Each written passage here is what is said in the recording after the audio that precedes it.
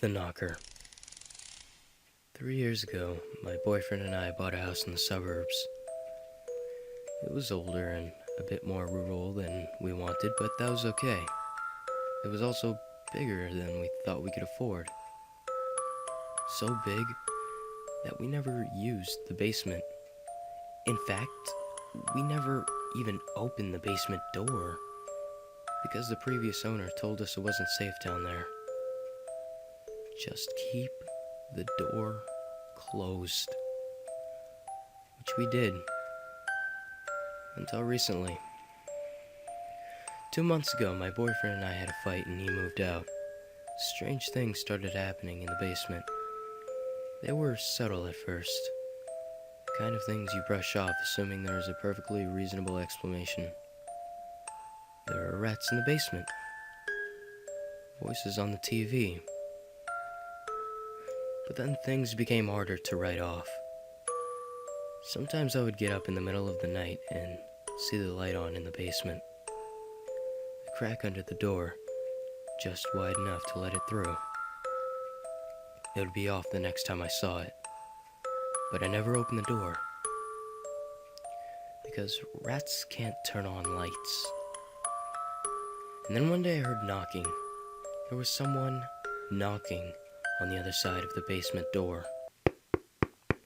I was so scared I spent the night at a friend's house. She called the police. They took my statement and went to my house to investigate. They called to tell me they found nothing. They acted like I was crazy. 3 days later, I went home. The first thing I noticed when I returned home was that they had left the basement door open. I was scared. I opened the door wide enough to look into the basement. The staircase had long ago rotted into a pile of wood on the floor. There was no way to reach the door from the basement. No wonder the police thought I was crazy. I closed the door and went to bed. I locked my bedroom door. I awoke to more knocking on the door to my bedroom. It was out of the basement. I hid under the sheets and cried myself to sleep. I was awoken once more that night.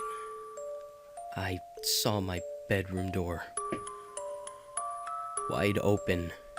Something was knocking on the footboard of my bed. I cried and yelled at it to leave me alone. I was shaking. It stopped knocking. I tried to get up the courage to run. Then the knocking started again, this time more insistent. This time on my headboard, next to my ear. I screamed and my bedroom door slammed shut from across the room. Then something spoke. "Let me in or I'll never let you out." I jumped out of bed and ran to the door. It wouldn't open. I screamed. I kicked the door. I heard the knocking inside my head this time. It was deafening. "Please stop. Let me out. You can come in, just please let me out." The knocking stopped. I stood up and opened my bedroom door.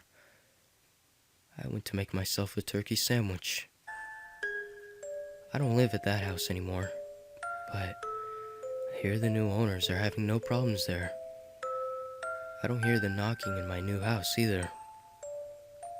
Sometimes I wonder where it went, but it doesn't bother me for too long. I am too busy. I am burying pieces of my new neighbors in my backyard. They begged me to stop too. Life is funny like that.